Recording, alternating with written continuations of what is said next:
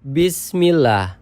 Assalamualaikum warahmatullahi wabarakatuh. Alhamdulillah, sahabat podcast Manhaj Salaf. Berikut kajian singkat dari Ustadz Syafiq Riza Basalama. La tusyrik billahi syai'an wa in qutti'ta aw hurrikta. Jangan pernah melakukan kesyirikan, menyekutukan Allah dengan sesuatu apapun, walaupun engkau dipotong-potong, engkau dicincang, engkau dibakar. Sekarang kita melihat umat manusia mengaku muslim melakukan kesyirikan dengan sukarela. Dengan sukarela sebagian melakukan kesyirikan dan merasa itu bukan kesyirikan. Dan ini banyak jemaah. Maka kita harus belajar kembali. Kita tahu di negeri kita banyak tradisi-tradisi, budaya-budaya peninggalan nenek moyang. Bagaimana sikap kita dengan budaya-budaya tersebut? Jaga dan lestarikan. Ingat, budaya dan tradisi nenek moyang jaga dan lestarikan selama tidak bertentangan dengan syariat kita. Yang disebut kearifan lokal, kearifan lokal harus dijaga. Dengarkan. Kearifan lokal harus dijaga, dipertahankan, dilestarikan, tapi kemungkaran lokal harus ditinggalkan. Ada kearifan lokal, ada kemungkaran lokal. Kearifan lokal, arif itu artinya ma'ruf, sesuatu yang baik yang sesuai dengan syariat lestarikan, dan yang mungkar yang bertentangan dengan syariat tinggalkan. Ini pesan Nabi SAW, jangan meremehkan kesyirikan. Nabi Ibrahim takut dengan kesyirikan. Nabi Ibrahim, apa doanya Nabi Ibrahim? Wajnubni wa baniya an na'mudal asnam. Ya Allah, hindarkan aku dan anak keturunanku dari menyembah berhala-berhala. Itu Nabi jamaah.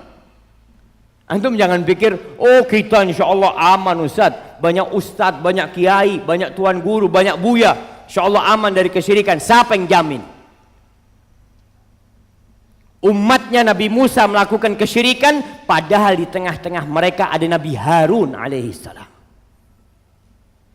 Umatnya Nabi Musa jemaah ditinggal sama Nabi Musa 40 hari. Pulang umatnya sudah menyembah berhala, sudah menyembah sapi yang terbuat dari emas. Ada Nabi Harun jemaah. Hati-hati dengan kesyirikan. Sebagian orang beranggap aku udah beribadah kepada Allah. Iya, Allah mengatakan wa qada rabbuka alla ta'budu illa iya. Jangan menyembah kecuali kepada Allah Subhanahu wa taala.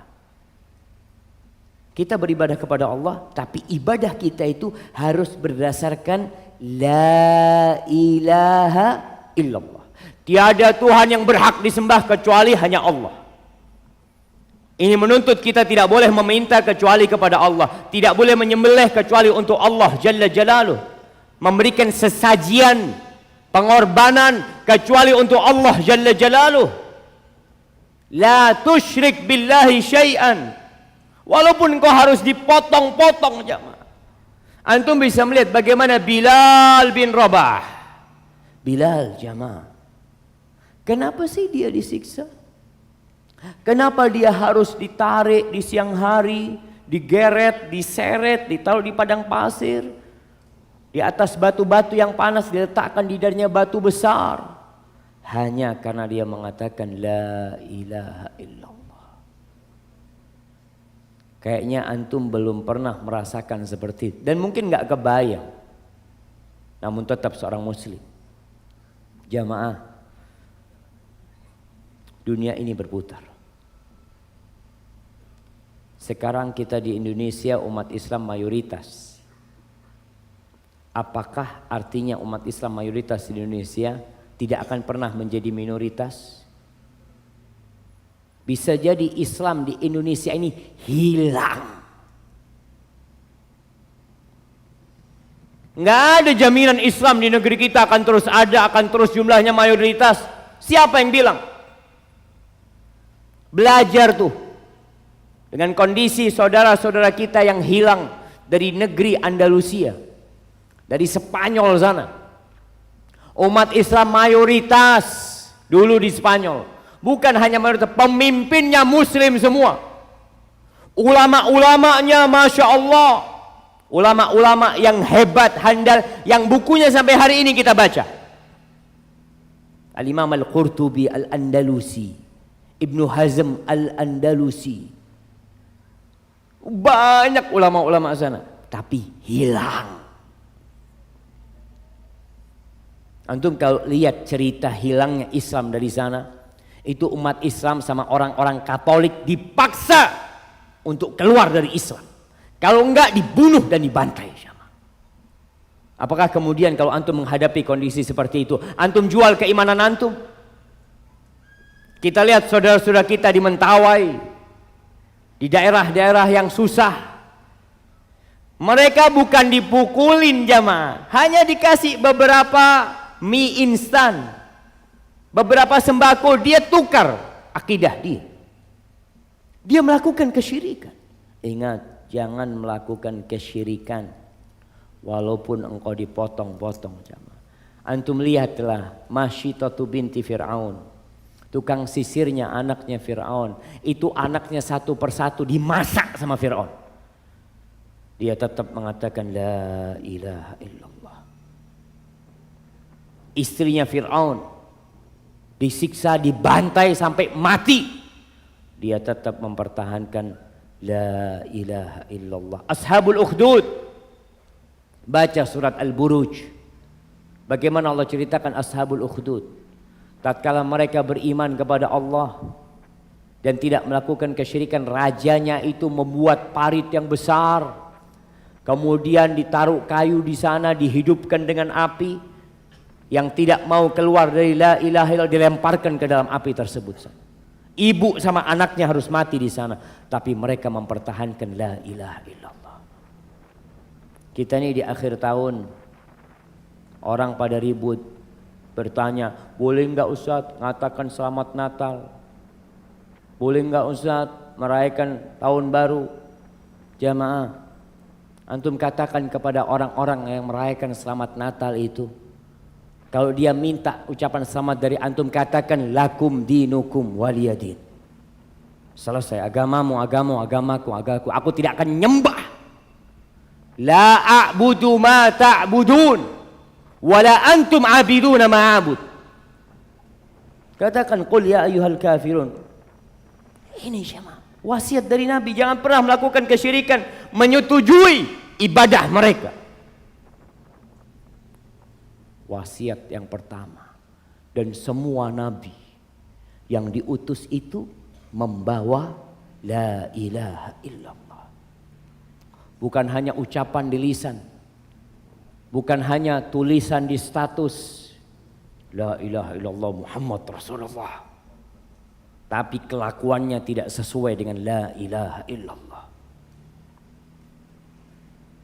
Antum tanyakan apa sih syarat mengucapkan la ilaha illallah? Ada sebagian yang nggak pernah tahu konsekuensi dari ucapan dia. Nah, kita bangga dengan la ilaha illallah. Antum tahu kenapa Abu Jahal tidak mengatakan la ilaha illallah? Apakah karena nggak bisa? Dia nggak fasih mengatakan la ilaha illallah. Orang Arab Abu Jahal jemaah.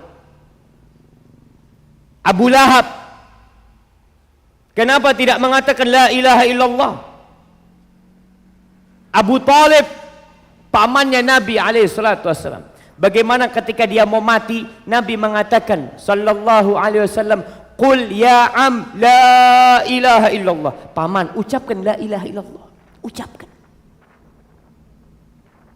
Dengan kalimat ini aku akan membelamu kelak pada hari kiamat di hadapan Allah Jalla Jalaluhu. Pamannya tidak mengatakan la ilaha. Karena apa? Karena tahu dan faham dengan konsekuensi dari la ilaha illallah. Antum harus cinta dengan ucapan tersebut. Antum harus menerima dengan semua konsekuensi hukum yang berkaitan dengan la ilaha illallah. Kita kebanyakan nggak paham. Mengatakan la ilaha illallah nyembelih untuk selain Allah. Untuk melihat sebagian orang dengan peci putihnya, yang perempuan dengan kerudung, ikut ritual melarungkan kepala kerbau ke laut. Habis sholat mengatakan la ilaha illallah. Maka tolong pesan Nabi, la tusyrik. Perintah beribadah jelas, tapi jangan berbuat syirik. Beribadah kepada Allah jangan berbuat syirik. Jangan berkata, oh ana sholat Ustaz, alhamdulillah, ana haji, aman insyaallah. Siapa yang katakan aman? Nggak ada jaminan jamaah. Ini pesan Nabi kepada sahabat.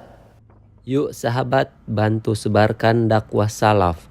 Semoga dakwah ini bisa terus berkembang. Rasulullah Shallallahu Alaihi Wasallam bersabda, barang siapa yang menunjuki kepada kebaikan, maka dia akan mendapatkan pahala seperti pahala orang yang mengerjakannya. Hadis riwayat Muslim nomor 1893.